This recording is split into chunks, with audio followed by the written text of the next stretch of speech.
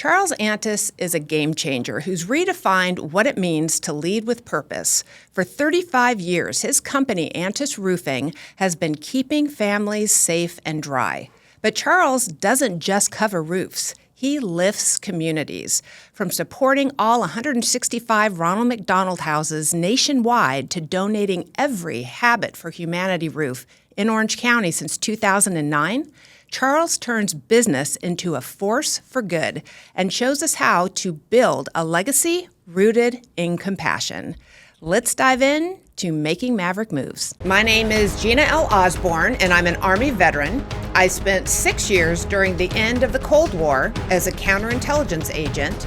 I was appointed as an FBI agent, and during my 22-year career, worked everything from Asian organized crime to terrorism. I became the Assistant Special Agent in charge of cyber and computer forensics. And then I came out of retirement and spent 2 years as the Safety and Security Officer at LA Metro. Now I'm here to help you make your Maverick move. Welcome to the show, Charles. Thank you. I'm excited to be here. The reason why I wanted you here is because when I first saw you speak, you told a story about how you gave away your first roof, and that really sort of bonded me to you because it really touched home about humanity and all of the things that we should all be doing in this world. So would you mind telling that story? I would be honored to tell that story. Thank you for asking. It's a story that I think hits you because all of us in our lives will or have had that moment. That thing that you're trained to do, maybe you're in that moment where you realize you're the one who maybe could help. And so I will tell that story because I'm just this roofing company and I'm just trying to survive. And I was desperate. I remember this is 36 years ago. I was so desperate for work that my bold move back then was to tell all of the property managers, give me the leak that no one can solve and I'll fix it for free. It wasn't, and there was no benevolence in that. I wasn't planning on donating a roof. That was just my desperation and my swagger, like I'm good at this. Really, I was afraid, but I did anything to solve a leak. And so I under that guise of being so tight, literally putting weather stripping on my bedroom that I converted to an office in my home. That was my work one day. That's how, I needed every call, but that's how desperate I was for work. And I got a call one day, and a woman had leaks in every room. And so I went out there the next day, driving into the neighborhood, and I lived in LA. This was near LAX, the home. And I noticed when I was getting closer to the neighborhood, never having been there before, that the homes were getting smaller, more disheveled, and I started kind of having that lump like, where am I going? And I finally turn on that street where I'm going to find the home, and I don't even see a house until finally I drive down a little bit, and past this dead grass, there's this little square box home with looks like almost a flat roof. And I thought that can't be it, but I went and knocked on the door, and then this stuff happened really fast. This woman answers the door, but instead of smiling to greet me, she's got this frown on her face and this look like I don't know what to describe, and I'm wondering what I'm going to say to her. And next, the second impression is I get this wave of mildew, which is just toxic, and I'm already allergic to that, but you just don't expect that, and it sends a signal you must flee. Mm-hmm. And in that moment, I was ready to turn, now wondering what I'm going to say as I leave, and instead I feel a tug at my hand, and I look down, and in contrast to this frown and this look in my face and the frown on this woman, there's this girl that's obviously her daughter. She's like 6 years old, and she's just so happy to have a visitor in her home, and so she just smiles and greets me like I'd come to see her, and she pulls me into the living room, and it was crowded and disheveled, and she goes through this like a crooked hallway. And then she turns into the first room and she smiles real big with her hands up and she's pointing to this poster. And it's a My Little Pony poster. It's all brand new. Yeah. But that's when I looked down and I saw the mattress with the bedding and the mold where she slept. And that still makes me feel the same way because it just hit me so hard. It was like I didn't expect all that. I wanted to leave, I did, but I couldn't move.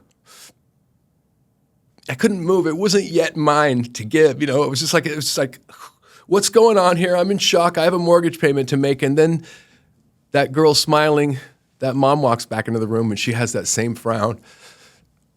And recently it really kind of, the words came to me what she must have been thinking with that frown. It's like, that frown was like, yeah, I know, you're not going to be able to do anything.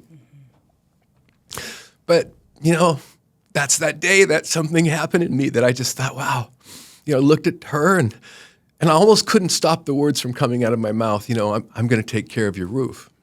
And I remember saying that hoping, I was really good at solving leaks, hoping that I could just go up there and patch the roof. I mean, sometimes to patch a roof, it's all expertise. There's not much money in it. But in this case, I went up on the roof and it was just really shot. I mean, there was just different systems, things flying in the wind. I could see the plywood. So that was that first time I ever, strapped down and went and I got the materials myself. I didn't know how to get the materials donated yet. I didn't know that if I took a cause to a great partner that they would donate it, which they will, especially if you have somewhat of a presence. Mm-hmm. But I went there with some volunteers that weekend and we gave that family a new roof. Oh, wow. And they stayed in their home and, it was like a really joyous thing. I don't know why it's hitting me so emotional today because I do tell this story all the time. Maybe it's the studio, it's your intention. Mm-hmm. It's the way you remembered it maybe when I told it. But it was something happened that mirrors what we have at our company today that most companies are not lucky enough maybe to have, having suffered so many years not having it. And that is, there's this high five. I want to hug you. I'm proud of what we've done. We know why we exist. It's to keep families safe and dry. And yes, sometimes that means we do it for free, and we don't put that in our advertising, but I don't mind saying it because it's true. Mm-hmm. And I'm proud of the trade. I'm not the only one. The people in my company, every man that works for me, all those leak whisperers, watch what they do in their private time for their friends, for their family, for their neighbors who have a roof leak. They do the same thing that I did.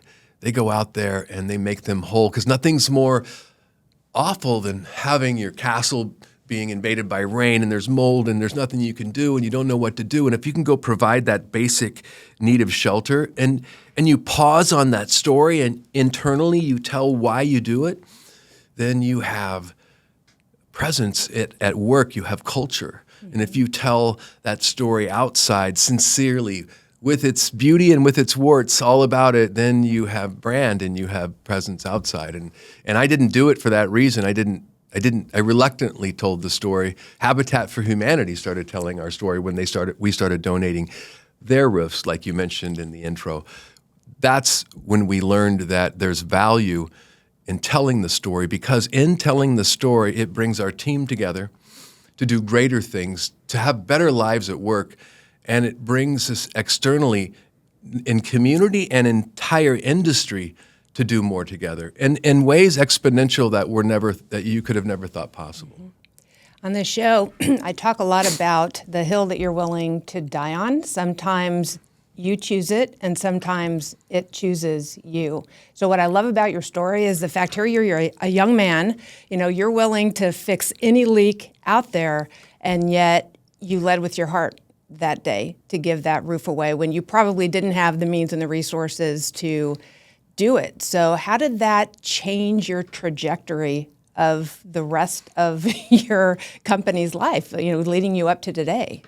I mean, it takes a while for anything to take effect, before you understand the implications of what you felt or what it meant.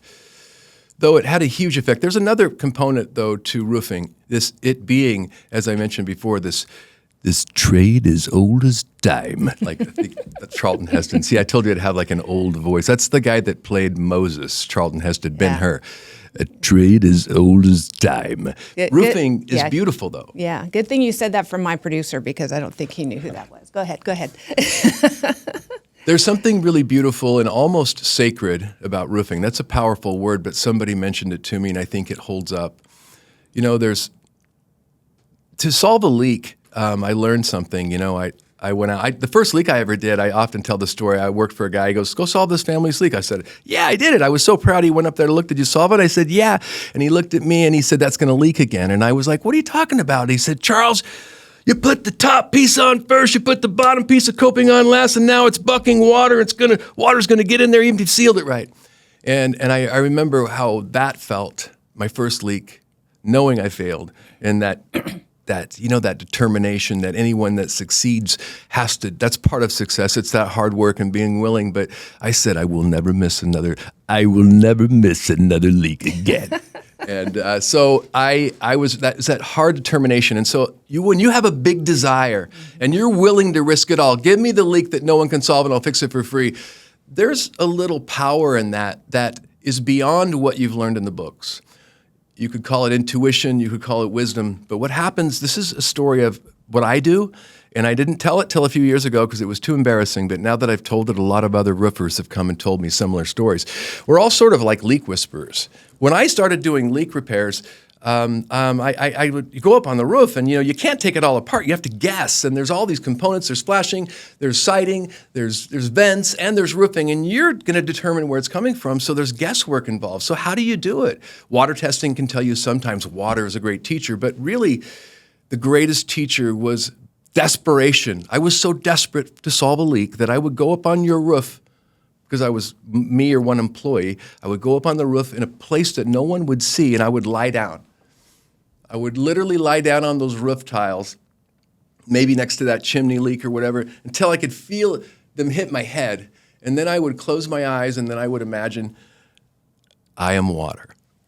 I didn't go to Charlton that time. Okay. I would literally look in the air, and I would see this drop of water falling from the sky. And somehow that water was me, and I would watch this, or me, hit this chimney, and I would trip, pull down. I could feel it pulling down, and I would drip down into the flashing under the tiles, and I could literally feel it pooling and pulling. And somehow in that process, as mystical and odd as it sounded, I would pop up sometimes in a couple of minutes, and I would start lifting a few tiles. And whether it was 10 feet away or 30 feet away or sometimes 80 feet away, we always found that leak, and I think there's something big in that, a big desire.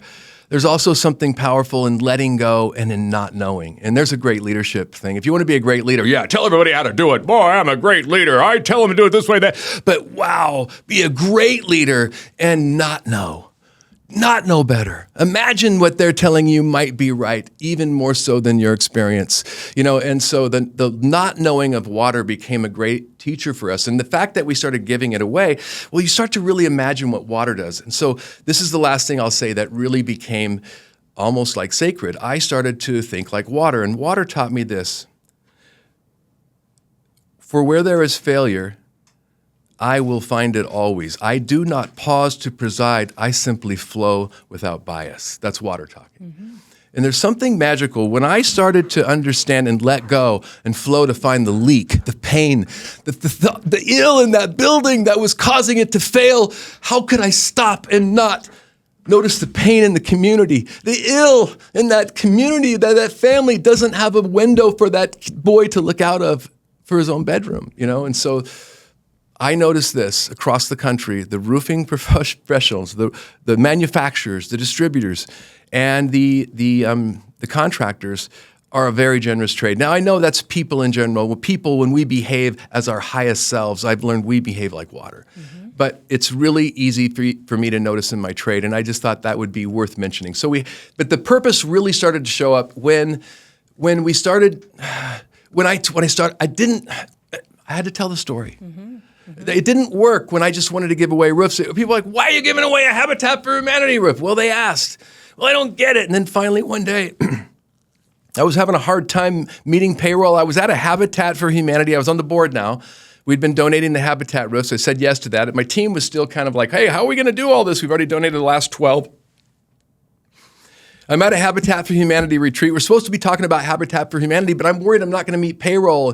And I can't. I'm saying, guys, I don't know if I can make these donations. I'm telling everybody our mission about Habitat. We all believe that everyone deserves a safe, dry place to live. And then Gladys, who was the marketing director, she said, Charles, stop telling our story. Start telling your story. And this was maybe a dozen years ago. And I said, what do you mean? She goes, yeah, we tell our story fine, and you can tell it, but really your people, our people, the people that donate, they want to know you, what your story is. And that's when I told Gladys, and that's when I went back and told Corey and those in Antis Roofing, and that's when I started telling the community about that little girl who pulled me in her room that day to show me that poster, and when we donated that first roof. Right. Yeah. So your motto has since become, the more we give, the more we have. Do you want to explain that? Well, we often say that. That's one way to say it, or the more we give, the more we grow. Now, in the roofing industry, it's all about rain. So if we're in a low rain year this year, if it doesn't rain this year, we're not going to sell more than last year. So I'm not going to say that we grow every year, but watch us. We just keep doing this. But what we do is in those areas where we're not growing, maybe in sales, we said this a dozen years ago, the more we give, the more we grow. But it's still true because, oh my God, the growth in my company is incredible when you look at the impact we've had inside the lives of the employees, their families, in the community, and in the trade. And so I really like that motto. I mean, sometimes I'll still do a talk or something titled that, but it sometimes could be misinterpreted by those that are simply wanting to leverage philanthropy as a model to finish, Now, there's something bigger in this. I often say, I call it fearless giving because it's like it has to be a feel of great sacrifice. It's like it's your time, it's your talents, it's your treasures, it's your word. I mean, it's a lot. You're all in on something. It's not half in. Mm-hmm. It's all in, and that means that sometimes there's tough explanations. Yeah. And I think that's a big critical part. I think I missed the question though. No, I think you answered it. I think you answered it. As far as, the more you give, the more you grow. And I mean, I think it's fascinating. Well, I was going to say, I'm sorry, there was one part. Yeah. The growth and the difference since the last time we really talked is, when you knew me all these years ago, we were growing an impact, but we have so much more impact now. But if you look at the model then, I was on all these boards. I'm still on quite a few boards, but it's different. Now, I'm not on Ronald McDonald House board. I might be wearing the socks today, and I am. If I can show that. Yeah. Love it. But Corey Vernum, my director of marketing, she's on the board of Orange County Ronald McDonald House. I'm still on the board of Habitat, but I'm no longer on the board of the National Roofing Contractors Association.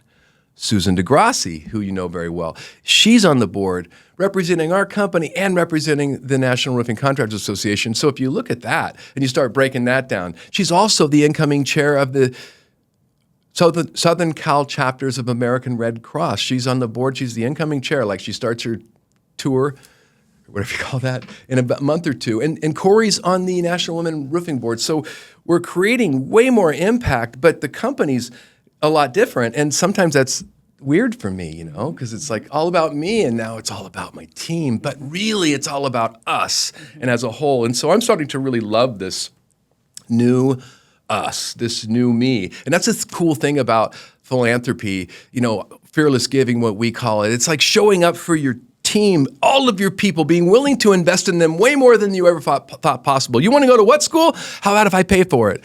You want to go to what convention? How about I pay for it? You want to study this at this place? Well, how about, why wouldn't we pay for it? You want to donate to this? How about we match it? Why wouldn't we do that? And then you do the same in your community, and then you look to how you can do that in trade. I mean, it is a lucky ride we're on.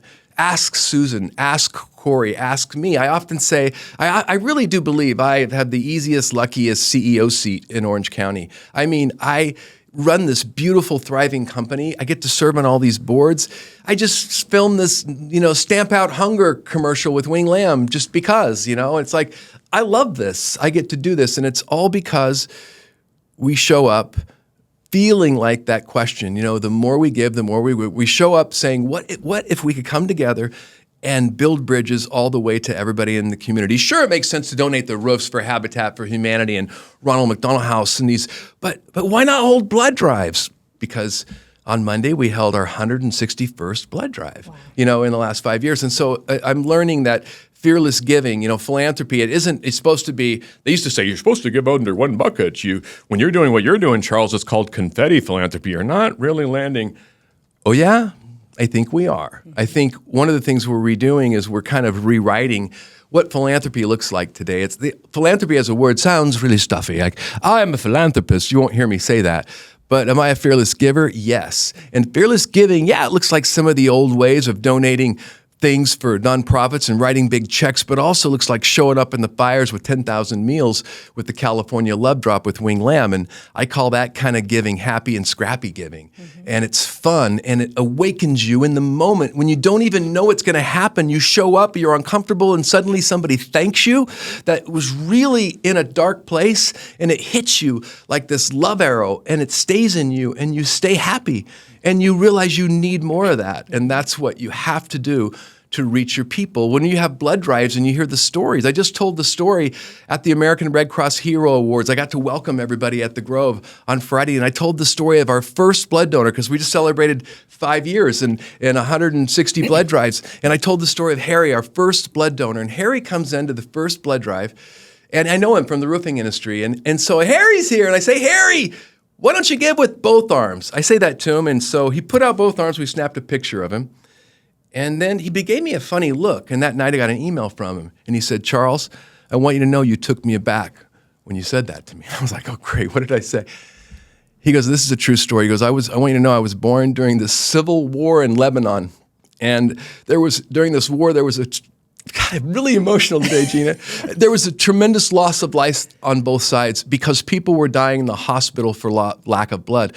Nobody would donate blood. The war zone was too dangerous until one of the largest men in the village heard this. And he wouldn't accept it. He braved the war zone. He went to the hospital. He knocked on the doors. He literally broke them down. And when he came inside, he said, take my blood from both arms and don't stop until you have all that you need. Wow. And Harry goes on to tell the story of how that resonated through the city, how people started showing up to give blood. And it was a great story to tell at the beginning of our blood drives, because sometimes you need a moment. You have to go out there and make a move. And even though people don't like it, a lot of people said you can't have a blood drive, but we did it anyway.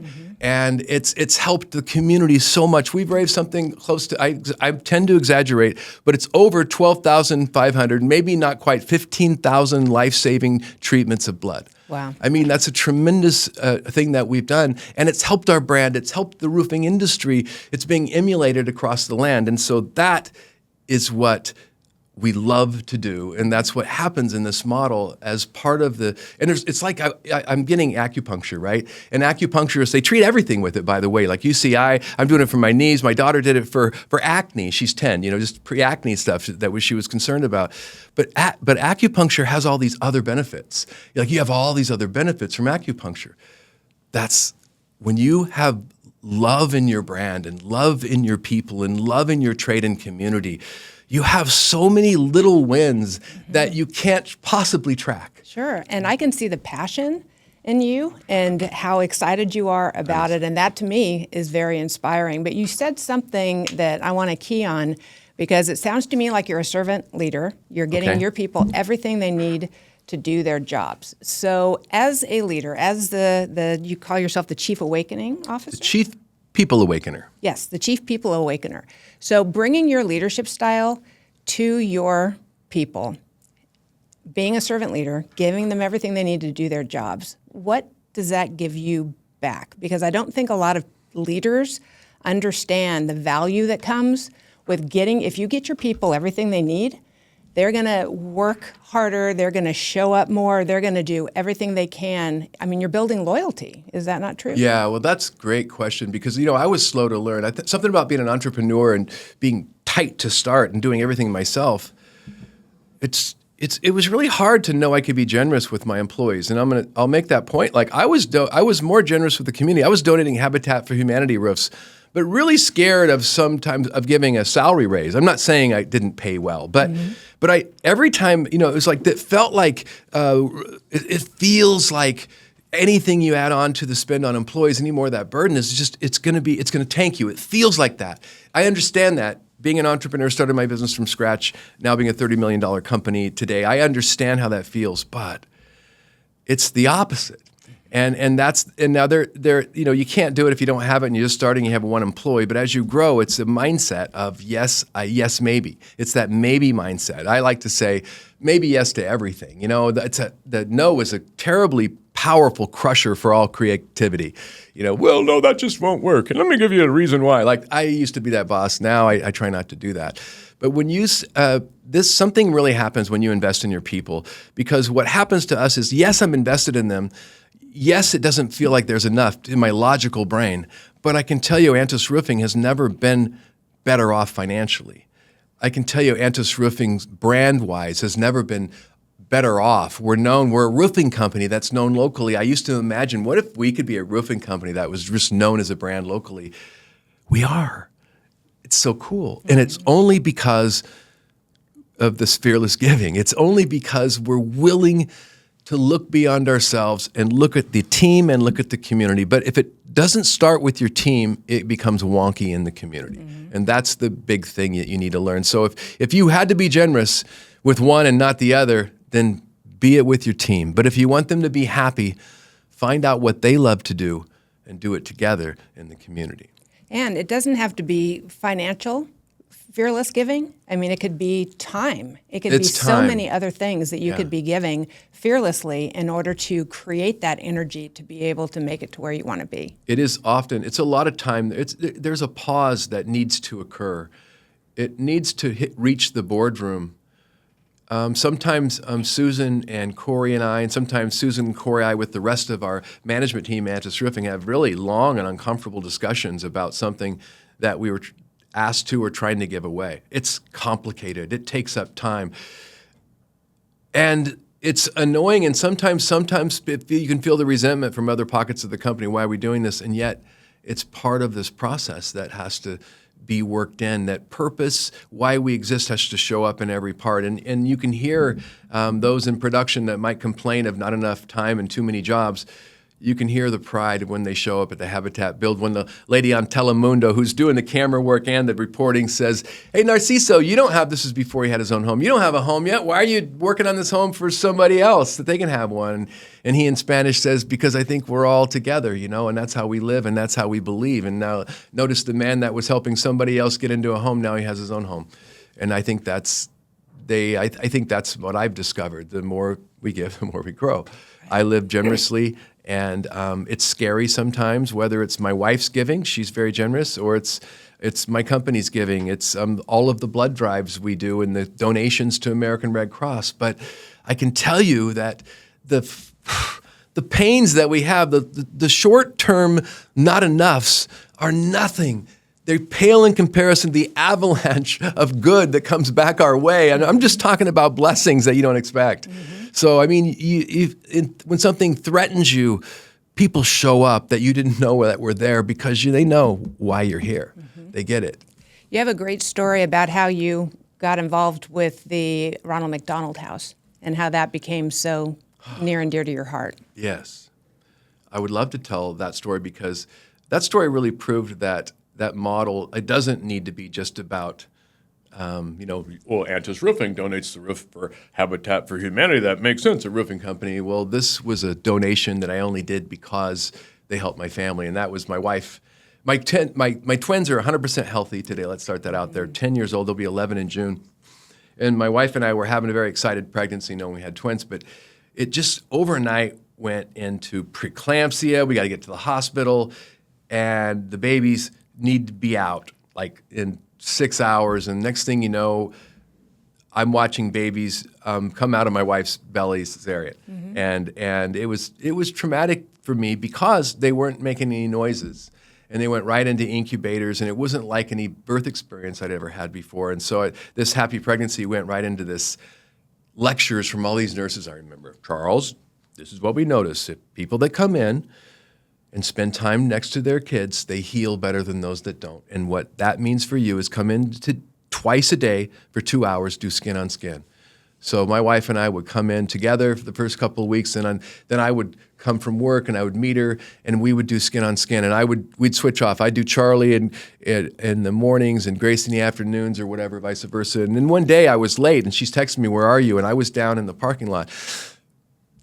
And it was really important for me to get up there, but sometimes I have heartburn. And this was a time I remember I had a lot of heartburn. And I remembered I had this chronic heartburn, and I knew it was so bad I wasn't going to be able to do it. But I said, "Oh, okay, I'm going to come up." And I remember I was walking into Mission Hospital's chalk unit, there's a Ronald McDonald House station that's been there. The lady's been talking to me. I've just been ignoring her every day. She's offering me computers, beds, anything I need, coffee, but I just don't really want to owe anybody anything. I'm feeling sorry for myself, so I ignored them. But on that day with the heartburn, I looked down and she wasn't there, and I looked down and I saw a little green Nature Valley granola bar. I took it. I took it with no intention of anybody knowing. I took it and I ate it. And I just have one other memory that day, and that's me in the chalk NICU, Charlie asleep on my chest, skin on skin, and I didn't have any more heartburn. It was like, And it started to sink in. Like I said earlier, it takes a while for sometimes growth to hit you, but in time, I kind of understood, like, they keep families right there so they can be with their kids when they need it. And so I didn't do anything about it, but one day somebody reached out to me. It was Susan Kenny. Remember Susan Kenny? Mm-hmm. She just moved to Australia with her man. But Susan Kenny, she came by and just started. I told her that story. I didn't ever want to tell anybody that story. The only one that knew it was my wife and I. But I told her that, and then she brought me to the house, and I saw what it was like and how all these families, not just preemie kids, but a lot of kids with cancer and all kinds of special conditions at all these children's hospitals, how this place kept the families together, and not only feeding them and having a place to call home close to their kids right across the hall or across the street, but also a place to have solace and quiet and comfort with other people going through similar things. And so right away, I was just natural for me. There was some kind of roof leak or something, so I said, "Let me fix it." So we went up, we fixed that roof leak, and I think that was a powerful thing because it made me feel this is what I need to do, and it felt like this is not going to help our company, but I have a roofing company. These families, they're being kept, close to their families where they need when they need it the most. But I can keep them safe by patching this roof. So we started doing that, and that became a really important thing. And I joined the board.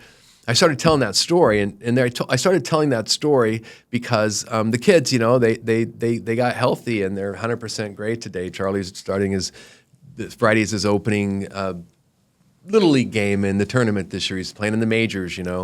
Gracie's playing volleyball and doing all her stuff. They're very active, but man, it was different back then. It was beautiful. We got involved in Ronald McDonald House. I mean, the two things that happened, I lost my train of thought there. Two things that happened were in the roofing industry.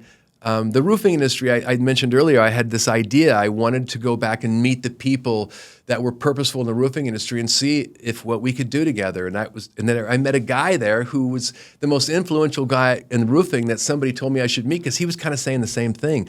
What's the thing that could bring roofers together? And he came out and visited me at a Habitat build, and he goes, "Yeah, this is it. How are we going to do this?" And so that's about then. I'd been having that conversation because I was getting involved in the National Roofing Contractors Association, eventually to join the board.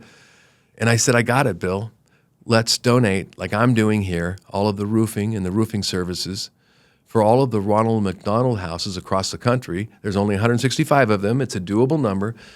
And I remember there was a long pause on that phone. It kind of reminds me of that pause in that day in that house, there's a big commitment. He didn't want to get me excited either. And then I just remember him saying, "Charles, this may work."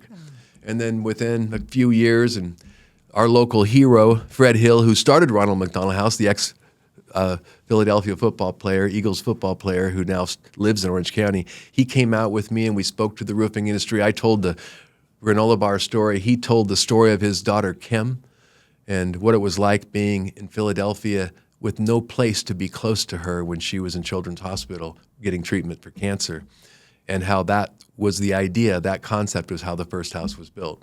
And so that was just a beautiful experience. And not only that, but I got to tell it locally along with Katie Rucker. I ran the capital campaign to raise $16 million to double Ronald McDonald House here in Orange County. And we just opened 6 months ago with 45 rooms. And now wow. Corey's on the board. I'm not. She is. How beautiful is that? I still wear the socks. I'm still involved in talking about it. When the roofing industry shows up in D.C., 500 of us to go talk to all the congressmen, they remember us. You know why? Because we wear the socks and we tell that story. Yeah. So that's the power of story. And if you're young, I know there's some young entrepreneurs out there in business. Wow. Find what you do. you'll be able to give it away, and then tell that story of why. Tell it internally, tell it externally, and it creates magic. And it's like, it used to be trust is built by the USC badge on your LinkedIn page, and it's not the same now. We're craving authenticity, people are. And so it's that vulnerability that comes out of something that you're involved in that matters, that, something that really matters to you, that you're building bridges to in the community. You can't not tell that story in a way that doesn't show the real you and build bridges to people that could not possibly be built. And that's something that I wish I would have known earlier. Dad taught me to do the right thing. I always, do the right thing, son. But I didn't know the power of telling people why. And, in fact, it was like, if you donate a roof, don't tell anybody about it. That's what I said. That's what every roofer said. Let's donate the Ronald McDonald House roof. And I remember this guy in Texas says, well, by God, Charles, we'll donate that roof, but we're not going to talk about it. And then I got to say, Byron, I hope he's listening to this, because I never admitted who that was. If we don't talk about it, how's it going to grow? And that's why we talk about it. It grows internally. It grows externally because people emulate it to try something similar. And we have that happen across the roofing industry all the time. It happened with Ronald McDonald House. It's happening in Boys and Girls Club. It's happening with bringing roofing back in high schools. Antis has now worked hard with some local partners. Now we got it back in the Anaheim School District. Next year, our local kids are going to enter the Skills USA National Building Tournament. Roofing was not in that. Roofing was ignored in the whole Build Trades tournament. Now we're back, and we're bringing it back to high school. So there's so many initiatives. You can get a minor, soon to get a major in roofing at Clemson.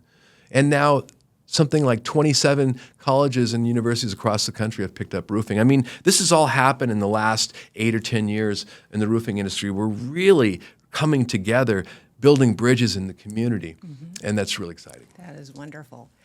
So this show transcends generations, I am learning. I've got college kids listening to it. I had a wonderful couple in Manteca. Hello, Hari and his beautiful wife who came.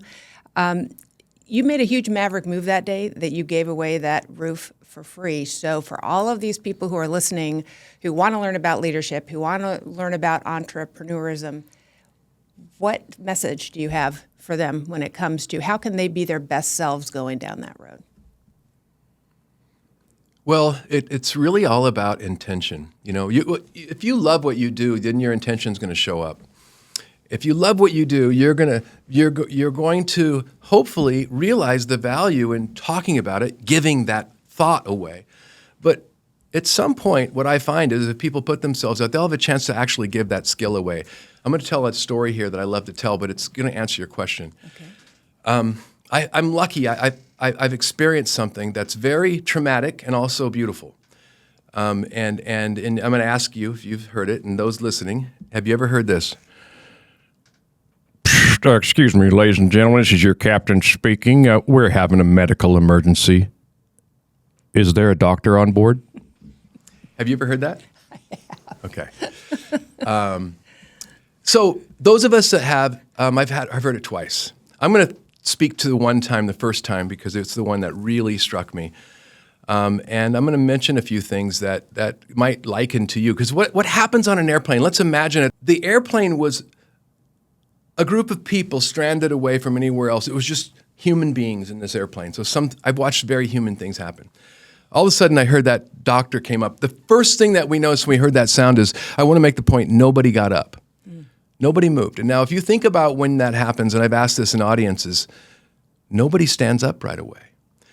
There's something powerful there if you think back to the story I just told about me in the room that day when that little girl pointed to the poster when I saw her bed. I did not stand up right away. I was standing, but I was not willing yet. I was wondering how I was going to wiggle. I was wiggling until the mom walked back in. And so I felt that same pause on the plane that day. But before I noticed the pause, I saw some very other human things. I saw, first of all, my impression was like, yeah. I was upset. I'm not going to get there in time to get a meal before tomorrow. I'm speaking in the morning. I was thinking about me. I watched the guy 2 rows ahead of me. Right away, he pulls up his watch, and he's shaking his fist. He's going to miss his connection. All of us are going through our personal things, and so I think that was really notable. There was an agitation on the plane. My kids were scared. They were looking around, and then there was a passenger right behind them that was having some convulsions, and that was scary.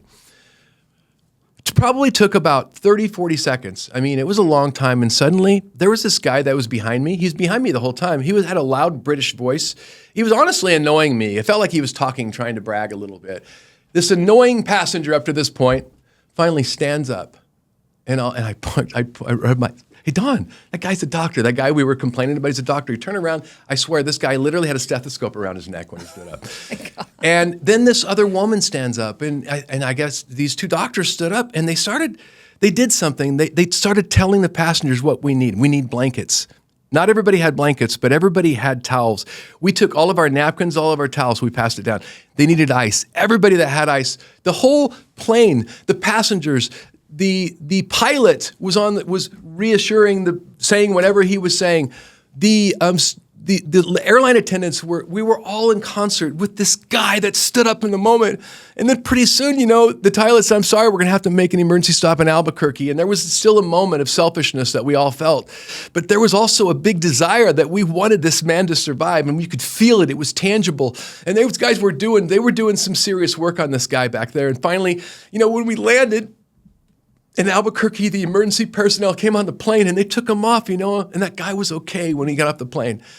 And when they got off the plane, the whole plane, he bursted out into standing ovation. And we started clapping for the guy that I'm sure everyone was annoyed by, this doctor behind me. Mm-hmm. But nobody cared about that flight. Nobody cared. All we wanted was that passenger to get off. And then we got back on, and all the way to Florida, we talked. And this is what I learned. The guy behind me with the British voice, he wasn't a doctor. He was the animal dive medic at the Aquarium of the Pacific. Wow. I hope he's listening to this and he reaches out and says, hey, that was me. I'm sorry, I was obnoxious.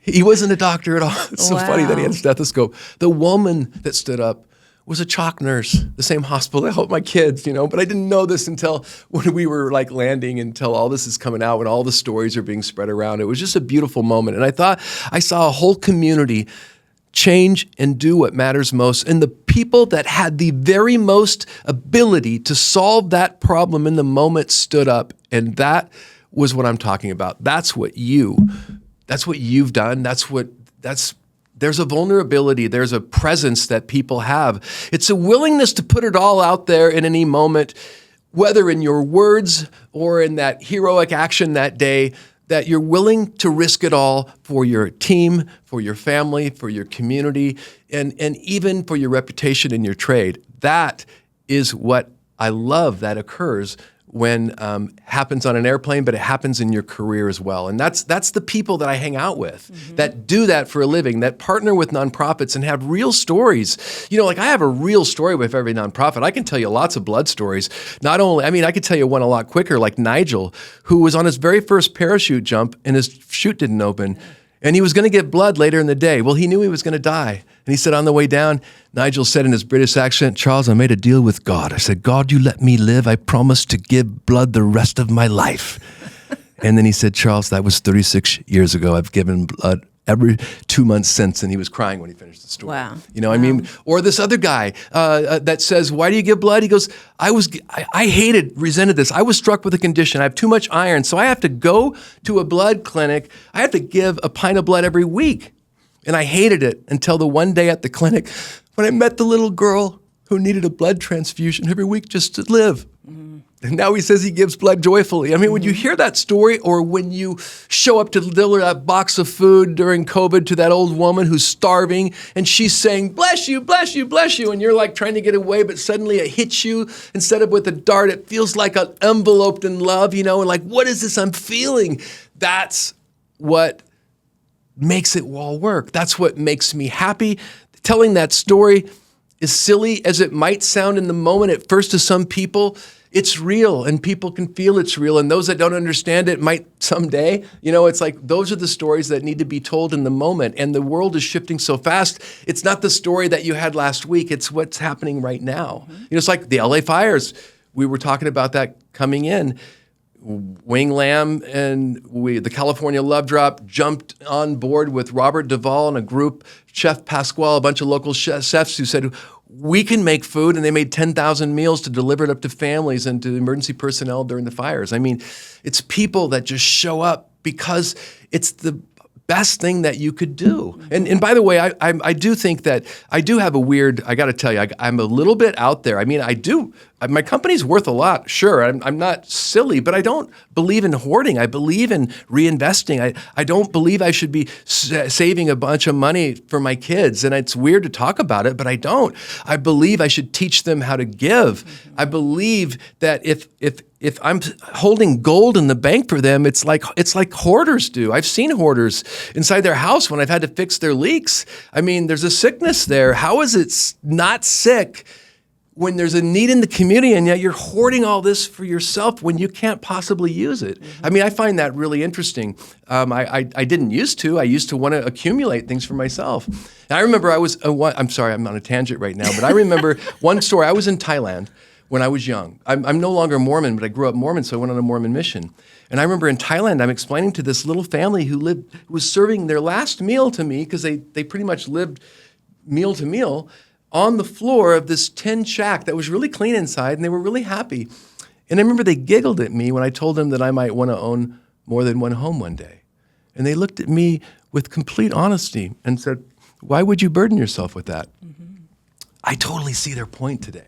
And I think that, so I hold my business like that. I'm not stupid. Of course, we have to have money to survive the drought years. We might make millions when it rains, but we could lose millions when it's drought. But beyond what we need to thrive, we believe in giving back to the community and into the trades. And that's why we donate so much time, talent, and treasure.